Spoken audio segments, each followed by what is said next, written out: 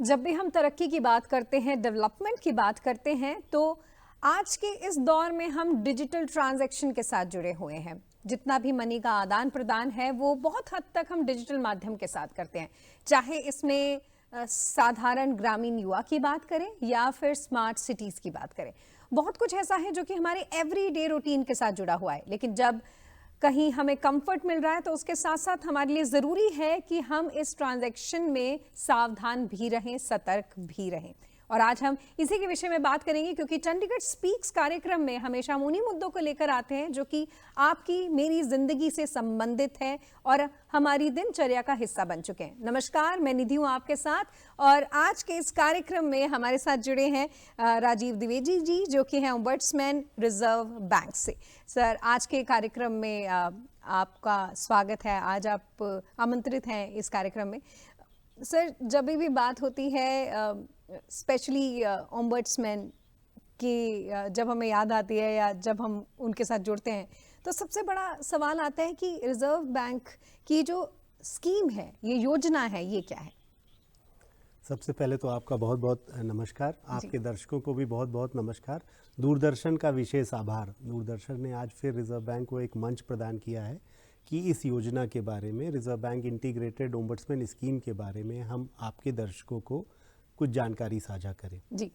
भारतीय reserve bank regulated entities से मेरा मतलब है banks, non banking financial companies, payment system operators. जी।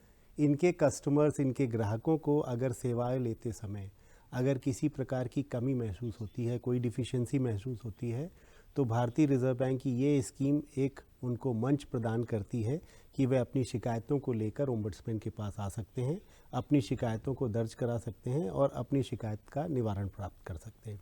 जी। महत्व इस स्कीम का इसलिए है सारे ग्राहकों के लिए, वो कहीं पर भी रह रहे हों, जैसे स्मार्ट सिटीज़ के बारे में बोल दीजिए या गांव में रह रहे हैं हमारे युवा लोग, सबके लिए ये एक बड़ी अच्छी स्कीम है। ये scheme one nation one ombudsman के सिद्धांत पर कार्य करती है। और एक बहुत महत्वपूर्ण बात यह है कि इस स्कीम के लिए भारतीय रिजर्व बैंक कोई भी शुल्क या फीस चार्ज नहीं करता। अच्छा। ये फ्री ऑफ कॉस्ट अवेलेबल है, ऑप्शन है आपके पास। अगर आपको किसी शिकायत, किसी बैंक के खिलाफ कोई शिकायत है, तो आप उस शिकायत को लेकर भारतीय रिजर्व बैंक के पास आएँ, उस शिकायत को दर्ज कराएं और उसका निवारण प्राप्त करें। वन नेशन वन ओम्बड्समैन है, तो इस स्कीम के तहत आपको ये सुविधा है कि सिंगल विंडो सिस्टम, आप देश में कहीं पर भी आपका खाता हो, आप देश में कहीं पर भी निवास कर रहे हों, आपको एक ही जगह जाकर आपको शिकायत दर्ज कराने का अवसर है। जैसे सर आपने बताया कि एक ऐसी जगह, one nation and one ombudsman का जो थॉट के साथ जोड़ा गया है देश को, तो स्पेशली जब ग्रामीण युवाओं की बात आती है तो हम टेक्निकली एडवांसमेंट के साथ तो जुड़े हैं, लेकिन बहुत सारी ऐसी चीज़ें हैं जिसमें हम ये सोच में पड़ जाते हैं कि अगर कोई इस तरीके की बैंकिंग सेक्टर से कुछ वित्तीय आदान प्रदान को लेकर कुछ धोखाधड़ी होती है, तो हम किस तरीके से उसकी कंप्लेन कराएं? देखिए, कंप्लेन कराने का जो तरीका है बहुत ही सिंपल है, बहुत साधारण तरीका है। भारतीय रिजर्व बैंक ने दो प्रमुख मोड्स प्रदान किए हैं जिसके तहत कोई भी व्यक्ति, जैसे आपने ग्रामीण क्षेत्रों के युवाओं की बात करी, कोई भी व्यक्ति हो, वह कस्टमर है एक बैंक का, उसको कोई शिकायत है, तो वो भारतीय रिजर्व बैंक के एक पोर्टल पर आ सकता है। पोर्टल का एड्रेस है cms.rbi.org.in। इस पोर्टल पर जाइए, अपनी शिकायत दर्ज कराइए। और दूसरी व्यवस्था करी गई है कि अगर आप किसी वजह से इंटरनेट प्रयोग नहीं करते हैं, तो आप फिजिकल रूप में भी पत्र लिखकर भारतीय रिजर्व बैंक के पास अपनी शिकायत भेज सकते हैं। पत्र भेजने का जो एड्रेस है वो भारतीय reserve bank, centralise receipt and processing centre, sector 17 Chandigarh, ये एड्रेस है। आप इस पर पत्र लिखकर भेज दीजिए। शिकायत को लेके एक थोड़ी सी सावधानी बरतने की ज़रूरत है, क्योंकि आपने जो सेवा प्राप्त करी है वो किसी बैंक से प्राप्त करी है या किसी नॉन बैंकिंग फाइनेंशियल कंपनी से प्राप्त करी है। तो ये हमारी स्कीम ये आपसे अपेक्षा करती है कि पहले आप उस बैंक पे जाकर अपनी शिकायत दर्ज कराएं और उस बैंक को 30 दिन का समय दें आपकी सेवा का, आपकी शिकायत का निवारण करने के लिए। अगर वो 30 दिन में आपकी शिकायत का निवारण नहीं करता है या उन्होंने अपने स्तर पर निवारण कर दिया लेकिन आप उससे सेटिस्फाइड नहीं हैं या संतुष्ट नहीं हैं, तो आप दोनों ही परिस्थिति में भारतीय रिजर्व बैंक के पास आ सकते हैं।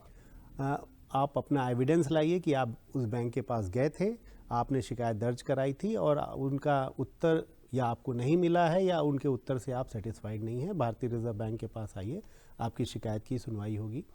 एक और हम लोगों ने ग्राहकों की सहूलियत के लिए एक टोल फ्री नंबर भी रखा हुआ है जी।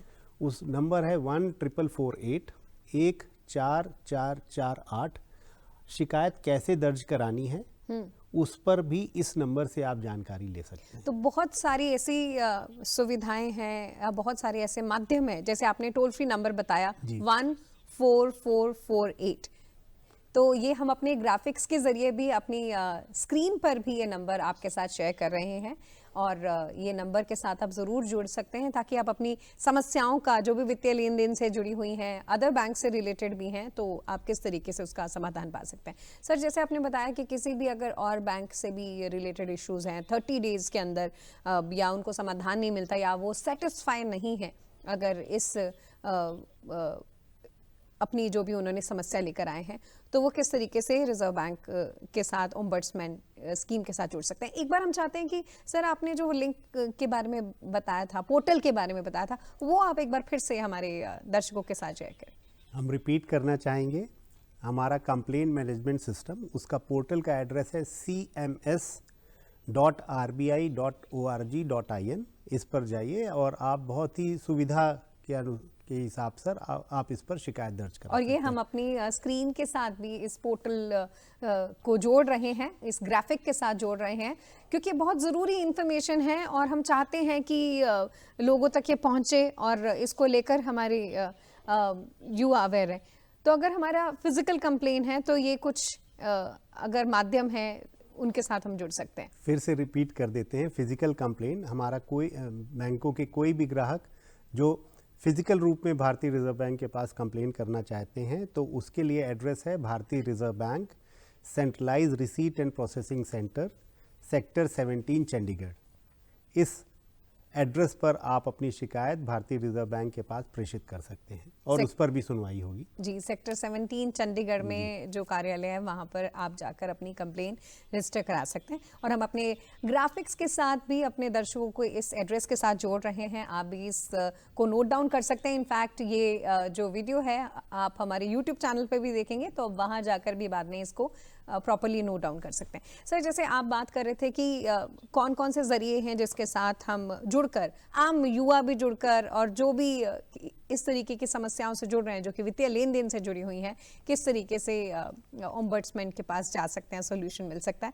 अब बात आती है वित्तीय संस्थानों की और स्पेसिफिकली जो ग्राहकों को अगर आप इसको लेकर क्या जानकारी देना चाहेंगे और किन किन चीज़ों को लेकर अवेयर रहें वो। देखिए, सबसे पहले तो अभी जो मेरा अनुभव है उसके हिसाब से हम देखेंगे कि हमारे जो ग्रामीण क्षेत्र के युवा हैं, हाँ जी, वे उतने ही स्मार्ट हैं, उनकी स्मार्टनेस में कोई कमी नहीं है, वो वित्तीय लेन देन करते समय वो जानकारी रखते हैं।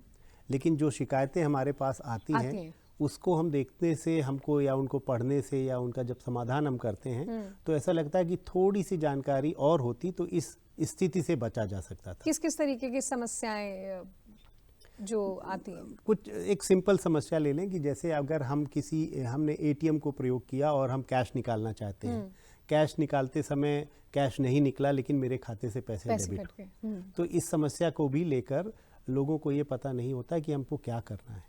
तो सबसे पहले इस केस जो उदाहरण हम दे रहे हैं इसमें आपको अपने बैंक के पास जाना है। ये ज़रूरी नहीं कि आप अगर किसी एक बैंक के कस्टमर हैं और आपने दूसरे बैंक का एटीएम यूज़ किया है तब भी आपको अपने ही बैंक के पास जाना है। अच्छा।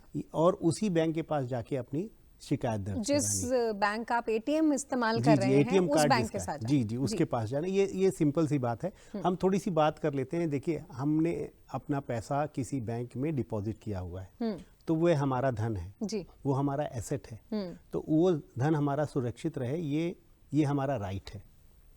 लेकिन उसके साथ साथ हमारी कुछ ड्यूटीज़ भी हैं। उस राइट को प्रोटेक्ट करने के लिए हमारी ड्यूटीज़ बहुत सिंपल हैं कि हम उससे जुड़ी, अपने खाते से जुड़ी किसी भी कॉन्फिडेंशियल इंफॉर्मेशन को किसी के साथ शेयर नहीं करें। ठीक है। अपनी फाइनेंशियल लेन देन करते समय जो मिनिमम प्रिकॉशन है उसको हम बरकरार रखें। आप एक एटीएम, जिसका उदाहरण अभी हमने दिया, एटीएम प्रयोग कर रहे हैं, एटीएम मशीन का प्रयोग कर रहे हैं, तो देख लें आसपास कोई व्यक्ति ऐसा तो नहीं है जो हमारे साथ कुछ धोखाधड़ी करने के प्रयास करे। ये सिंपल सी सावधानी जो से स्टेप्स हैं इसको फॉलो करना जी जी जी, जी। और कुछ एक राइट्स के बारे में या ड्यूटीज़ के बारे में बात कर लेते हैं। हमारा डिपॉजिट है या फिक्स डिपॉजिट है जी, तो उसमें ज़रूरी है हम उसके साथ नॉमिनेशन रखें जी। नॉमिनेशन रखने में भविष्य में होने वाली किसी भी असुविधा से बचा जा सकता है जी। अगर मान लीजिए हमारे पास कोई लॉकर है तो लॉकर को जारी रखने के लिए हमें उस लॉकर का रेंट देना पड़ेगा, तो इसमें भी थोड़ी सी जानकारी रखने, वो लॉकर में रेंट कब जमा होना है उसको भी टाइमली हम जमा करते रहें। यानी कि जिस जिस सुविधा का हम इस्तेमाल कर रहे हैं हम उसके बारे में सजग रहें। बिल्कुल बिल्कुल, तभी सावधानी आएगी। जी जी जी जी बिल्कुल। अभी जैसे एक बहुत सिंपल सी बात है, आज क्रेडिट कार्ड आम बात है। क्रेडिट कार्ड को अगर हम प्रयोग करेंगे तो उसको एक डिजिटल फुटप्रिंट हो जाता है। उस पर हम जो भी एक्टिविटी कर रहे हैं वो कहीं ना कहीं रिकॉर्ड हो रही है कि हम किसी वेबसाइट पर गए, अगर किसी तरीके की शॉपिंग कर रहे हैं, तो सारी जानकारी हमारी रिकॉर्ड हो रही है। तो बाद में हम ये नहीं बोल सकते कि हमने ये ट्रांजैक्शन नहीं किया। और एक बार आपने क्रेडिट कार्ड से कोई सामान खरीदा है तो आपको क्रेडिट कार्ड का बिल पे करना है, ये आपकी ड्यूटी में आता है। तो वो ड्यूटी आपकी है कि आप उस क्रेडिट कार्ड के बिल का टाइमली पेमेंट करें। तो भारतीय रिजर्व बैंक का ये सबसे निवेदन रहता है कि आप क्रेडिट कार्ड का प्रयोग करें, लेकिन उसके साथ साथ क्रेडिट डिसिप्लिन भी मेंटेन करके रखें। जो उसका ड्यू डेट है पेमेंट करने का, आप उसको पेमेंट करें, आपको कोई असुविधा नहीं होगी। फिर भारतीय रिजर्व बैंक ओम्बड्समैन स्कीम के बारे में हम बता दें, यहीं पर इसी उदाहरण को लेते हुए, अगर आपने क्रेडिट कार्ड का प्रयोग करते हुए कोई खरीदारी करी, उसका बिल आया और आपने उसको टाइमली पे कर दिया, तो आपका ये अधिकार है कि बैंक अगर उस पर कोई चार्ज लगाता है तो आप उस चार्ज को वापस लेने के अधिकारी हैं। और अगर बैंक के पास शिकायत करने से 30 दिन के भीतर बैंक ने आपको सेटिस्फैक्ट्री रिजोल्यूशन नहीं दिया तो आप भारतीय रिजर्व बैंक के पास आइए, आपकी शिकायत की सुनवाई होगी। ये बहुत ज़रूरी है कि हम इस बात को समझें कि पहले हमने उसी बैंक के साथ जुड़ना है जिसके साथ आपका क्रेडिट कार्ड, डेबिट कार्ड या कोई भी वित्तीय लेन देन से जुड़ी हुई समस्या है, उनको 30 दिन का आप टाइम दीजिए। अगर आपको सेटिस्फैक्ट्री आंसर नहीं मिलता या सॉल्यूशन नहीं मिलता, उसके बाद का कदम है रिजर्व बैंक के साथ जुड़ने का, ओम्बड्समैन के साथ, इस स्कीम के साथ जुड़ने का। सर, आप बहुत डीपली अच्छे से एक्सप्लेन कर रहे हैं हर बात, तो मेरे दिमाग में एक सवाल आ रहा था, स्पेशली अगर डिजिटल अरेस्ट की बात की जाती है तो ये वाले मुद्दे, इंसिडेंट्स बहुत ज़्यादा बढ़ चुके हैं। आपको अलग अलग तरीके से, मुझे ऐसा लगता है कि लगभग सबको घर में एक बार या आसपास से ये पता चल जाता है कि इस तरीके की प्रॉब्लम आई है, तो इससे कैसे बचें? देखिए, भारतीय रिजर्व बैंक के पास बहुत ही सिंपल, जैसे अभी हमने बोला हमारे ग्रामीण क्षेत्र के युवा बहुत स्मार्ट हैं जी। और दूसरी बात ये भी है कि डिजिटल अरेस्ट लीगली कोई टर्म ही नहीं है। Okay, there is no legal or law which defines legal digital arrest. ये तो हमारा दिया हुआ नाम है इसको। जी, तो हम अपने ग्राहकों को केवल एक रिक्वेस्ट करते हैं, जैसे अभी हमने बोला वो स्मार्ट है, तो अगर आप अपने फाइनेंशियल एक्टिविटीज़ करते समय स्मार्ट हैं तो आप बचे रहेंगे। अब स्मार्ट का मतलब क्या है? सबसे पहले शुरू होता है एस, तो यू शुड बी सतर्क, जैसे अभी आपने बोला सतर्क रहना है आपको, you should be very very, S is सतर्क। फिर it's M, you have to monitor your transaction. अगर आपके खाते से कोई पैसा डेबिट हुआ है जो आपने नहीं किया, तो आपको तुरंत अपने बैंक के पास जाना है और अपने सारे मोड्स, वो डिजिटल आपका नेट बैंकिंग हो सकता है, वो आपका मोबाइल बैंकिंग हो सकता है, डेबिट कार्ड, क्रेडिट कार्ड हो सकता है और साथ साथ यूपीआई भी हो सकता है, सारे मोड आप बंद कराएं। अवेयरनेस के बारे में आपको पता होना चाहिए कि आपके खाते कहाँ कहाँ पर हैं, और ऐसे कोई भी आपके पास संदेश आ रहे हैं जो आपके खाते से जुड़ा नहीं है, आपके बैंक से जुड़ा नहीं है, तो आपको उन, या फ़ोन कॉल आ रहे हैं, एसएमएस आ रहे हैं, व्हाट्सएप कॉल आ रहे हैं, आप उनको अवॉइड करना होगा।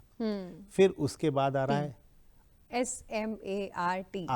जी, अब R, you have to be very very rational.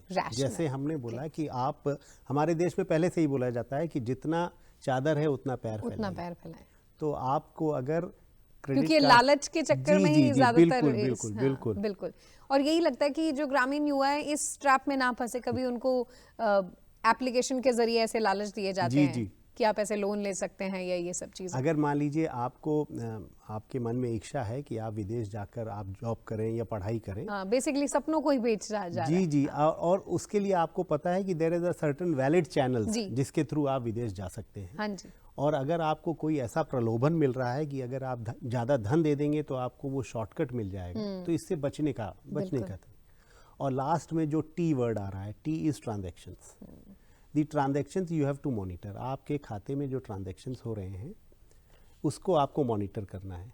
तो लोगों को, ग्रामीण जनता, ग्रामीण युवकों को इस तरह के प्रलोभन से भी बचना है कि कोई व्यक्ति हमसे बोले कि आप अपना खाता हमको दे दीजिए, उसके क्रेडेंशियल्स हमको दे दीजिए, जिससे उस खाते का हम प्रयोग कर लें, जिसको म्यूल अकाउंट्स के बारे में बोला जाता है, किस तरह से बोला जाता है, उससे भी आपको बच के रखना है। तो हमें पूरी आशा है मैडम, क्योंकि आप के कस्टमर्स, आपके जो दर्शक हैं और जो ग्रामीण क्षेत्र के लोग, युवा हैं, वो पहले से ही स्मार्ट हैं। तो जो अभी हमने स्मार्ट को डिफाइन किया, डेफिनेशन दी है आपने, जी इसका, तो आप इसको फॉलो करें, आपको कोई भी समस्या नहीं होगी।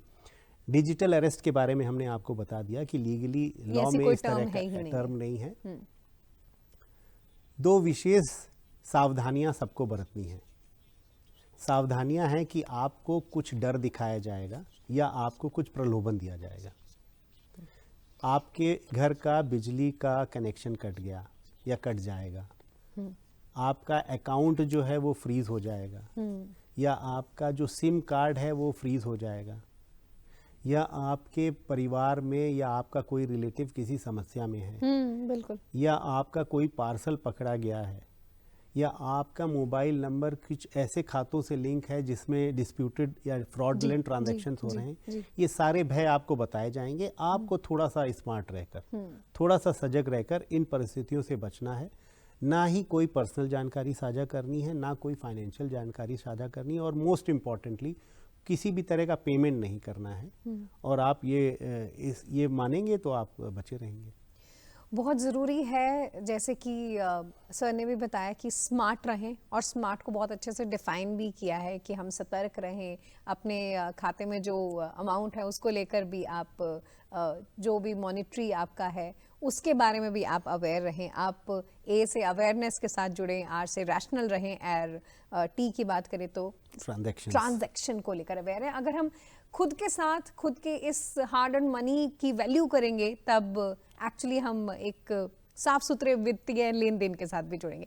सर, जैसे अभी आपने बताया कि कौन कौन सी सावधानियां हैं जिसे हमने फॉलो करना है। अब हम डिजिटल दुनिया के साथ जुड़े हैं और युवा जुड़ा है, ग्रामीण युवा की बात करें, इनफैक्ट शहरों में भी हर कोई जुड़ा हुआ है। हम शॉपिंग भी करते हैं और किसी भी तरीके की पेमेंट के लिए हम यूपीआई का माध्यम अपनाते हैं। तो अगर कहीं किसी के अकाउंट में गलती से किसी नंबर पर अगर अमाउंट चली जाती है, तो उसके लिए भी क्या हम ओम्बड्समैन से कंप्लेन कर सकते हैं अगर बैंक से हमें उसकी राहत नहीं मिलती थी? बिल्कुल बिल्कुल, बहुत अच्छा प्रश्न किया मैडम आपने।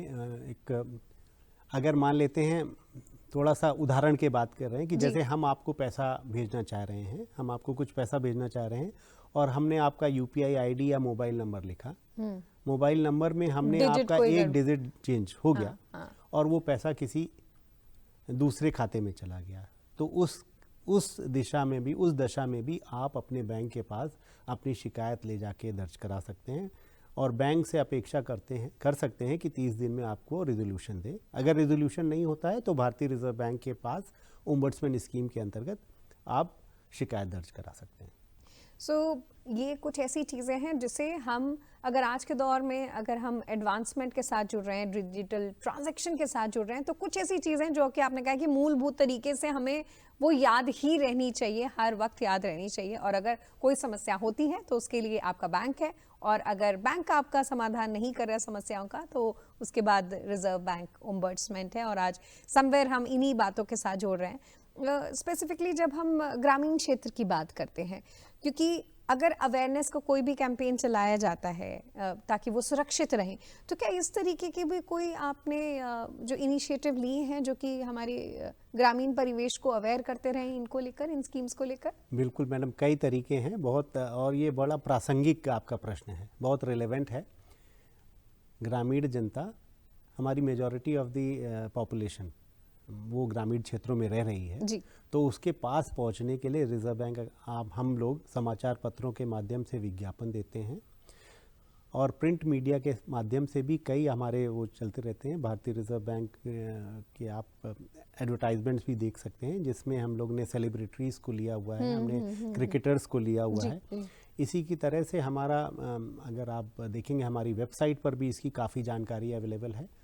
तो हम रिपीट करते हैं, प्रिंट मीडिया जिसमें समाचार पत्र आते हैं, इलेक्ट्रॉनिक मीडिया जिसमें टीवी आता है, और इसके अलावा अभी हमारी वेबसाइट, उसके थ्रू भी हम लोग जनता से जुड़ने का प्रयास करते हैं। Reaching to the last mile, जो व्यक्ति एकदम आखिरी में है, उसके पास, जी, उसके पास भी पहुंचने का तरीका है। और अवेयरनेस कैंपेन हम लोग बराबर चलाते रहते हैं। उद्देश्य यही है कि कोई भी व्यक्ति, कोई भी जब सेवा प्राप्त कर रहा है बैंक से, एनबीएफसी से या पेमेंट सिस्टम ऑपरेटर से, तो उसको किसी भी तरह की समस्या होती है, कोई भी डिफिशियंसी उसको प्रतीत होती है, तो उसको इस स्कीम के बारे में जानकारी हो, इस स्कीम के डूज एंड डोंट्स की जानकारी हो, और उसको थोड़ा सा अवेयर करा के, जो हमने बोला उसको स्मार्ट बना सके। स्मार्ट बनना बहुत ज़रूरी है, लेकिन उस स्मार्ट बनने के लिए बहुत से ऐसे प्रोसेस हैं जिसको हमने फॉलो करना ज़रूरी है, और अगर कोई समस्या है तो उसका समाधान भी हमें मिल जाएगा। सर, जैसे आपने बताया कि ग्रामीण परिवेश में भी आप लगातार इसको लेकर, सतर्कता को लेकर ऐसे मिशन भी चलाते रहते हैं, और चाहे हमारे सेलिब्रिटीज़ की बात है जिनको लोग फॉलो करते हैं और समवेयर उनसे सीखते भी हैं, तो उनको भी लेकर हम यहाँ जुड़ रहे हैं। तो अलग अलग तरीके की समस्याएं आपके पास आती रहती हैं, और स्पेशली अगर बात करें, जैसे हमने बोला कि बहुत सारे सेलिब्रिटीज़ जुड़े रहते हैं, तो उनके कैंपेन के साथ, जैसे अमिताभ बच्चन जी का जो फेस है और उनकी लैंग्वेज, बातें हम रेडियो पर भी सुनते हैं, टेलीविज़न पर भी देखते हैं, प्रिंट में भी देखते हैं। सो क्या वो जो समस्याएं हैं उनका समाधान इस तरीके के कैंपेन से मिल रहा है? देखिए, इनफैक्ट हम अपनी विंडो स्क्रीन पर वो ऐड को शेयर भी कर रहे हैं साथ के साथ। सर जी, देखिए, ये इस जो हमारे कैंपेन हैं, हमारे जो एडवर्टाइजमेंट्स हैं, हमारे छोटे छोटे से वीडियोस हैं, इनका उद्देश्य है कि लोगों को खूब से अधिक जानकारी प्रदान करें, और जानकारी प्रदान होने के बाद में डेटा ये बताता है कि लोगों में अवेयरनेस बढ़ी है। सर, जिਵੇਂ कि ਤੁਸੀਂ बहुत सारी अवेयरनेस तो ਭਰੀਆਂ ਹੋਈਆਂ ਗੱਲਾਂ ਸਾਨੂੰ ਦੱਸ ਰਹੇ ਹੋ, ਇੱਕ ਮੇਰੀ ਛੋਟੀ ਜਿਹੀ ਰਿਕੁਐਸਟ ਹੈ, ਜਿਹੜੇ ਸਾਡੇ ਡੀਡੀ ਪੰਜਾਬੀ ਨੂੰ ਵੇਖਣ ਵਾਲੇ ਜਿਹੜੇ ਵੀ ਸਾਡੇ ਦਰਸ਼ਕ ਨੇ, ਉਹਨਾਂ ਦੀ ਵੀ ਇੱਕ ਗੁਜ਼ਾਰਿਸ਼ ਹੋਣੀ ਹੈ ਕਿ ਜੇ ਤੁਸੀਂ ਕੋਸ਼ਿਸ਼ ਕਰ ਸਕੋ ਕਿ ਇਹੀ ਸੁਨੇਹਾ ਹੈ, ਮੈਸੇਜ ਜਿਹੜਾ ਆਰਬੀਆਈ ਦਾ ਹੈ, ਉਹ ਵੀ ਤੁਸੀਂ ਪੰਜਾਬੀ ਦੇ ਵਿੱਚ ਦਿਓ, ਕਿਉਂਕਿ ਮੈਂ ਸਮਝ ਸਕਦੀ ਹਾਂ ਤੁਸੀਂ ਨੌਨ ਪੰਜਾਬੀ ਹੋ, ਲੇਕਿਨ ਜੇ ਤੁਸੀਂ ਕੋਸ਼ਿਸ਼ ਕਰ ਸਕੋ। ਆਰਬੀਆਈ ਦੀ ਰਿਜ਼ਰਵ ਬੈਂਕ ਇੰਟੀਗ੍ਰੇਟਿਡ ਓਮਬਡਸਮੈਨ ਸਕੀਮ 2021 ਦੇ ਤਹਿਤ ਕੋਈ ਵੀ ਆਪਣੀ ਸ਼ਿਕਾਇਤ ਓਮਬਡਸਮੈਨ ਆਫਿਸ ਦੇ ਕੋਲ ਦਰਜ ਕਰਾ ਸਕਦਾ ਹੈ, ਤੇ ਸਾਨੂੰ ਬੈਂਕ ਦੀ ਸੇਵਾ ਵਿੱਚ ਕੋਈ ਵੀ ਕਮੀ ਦਿਖਦੀ ਹੈ ਤਾਂ ਅਤੇ ਸ਼ਿਕਾਇਤ ਕਰਤਾ ਬੈਂਕ ਦੀ ਸੇਵਾ ਨਾਲ ਸੰਤੁਸ਼ਟ ਨਹੀਂ ਹੈ, ਸ਼ਿਕਾਇਤਕਰਤਾ ਬੈਂਕ ਨੂੰ ਸ਼ਿਕਾਇਤ ਕਰਨ ਦੇ 30 ਦਿਨ ਬਾਅਦ ਓਮਬਡਸਮੈਨ ਕੋਲ ਆਪਣੀ ਸ਼ਿਕਾਇਤ ਦਰਜ ਕਰਾ ਸਕਦੇ ਨੇ। ਜੇ ਕੋਈ ਸ਼ਿਕਾਇਤ ਆਰਬੀਆਈ ਦੇ ਓਮਬਡਸਮੈਨ ਕੋਲੋਂ ਕੀਤੀ ਹੈ ਤਾਂ 14448 ਤੇ ਕਾਲ ਕਰਕੇ ਆਪਣੀ ਸ਼ਿਕਾਇਤ ਬਾਰੇ ਜਾਣਕਾਰੀ ਲੈ ਸਕਦੇ ਹਨ। ਪਿੰਡਾਂ ਦੇ ਨੌਜਵਾਨਾਂ ਨੂੰ ਮੈਂ ਇਹ ਦੱਸਣਾ ਚਾਹੁੰਦਾ ਹਾਂ ਕਿ ਕਿਸੇ ਵੀ ਤਰੀਕੇ ਦੇ ਡਿਜੀਟਲ ਫਰਾਡ ਤੋਂ ਬਚ ਕੇ ਰਹਿਣ ਲਈ ਸਭ ਤੋਂ ਜ਼ਰੂਰੀ ਹੈ ਕਿ ਆਪਣੀ ਜਾਣਕਾਰੀ ਨੂੰ ਕਿਸੇ ਨਾਲ ਵੀ ਸਾਂਝਾ ਨਾ ਕਰੋ। ਜੇਕਰ ਕਿਸੇ ਨੌਜਵਾਨ ਨਾਲ ਕੋਈ ਧੋਖਾਧੜੀ ਹੋਈ ਹੈ ਤਾਂ 1930 ਤੇ ਕਾਲ ਕਰਕੇ ਆਪਣੀ ਸ਼ਿਕਾਇਤ ਸਾਈਬਰ ਪੁਲਿਸ ਦੇ ਕਾਲ ਕਰ ਸਕਦੇ ਹਨ।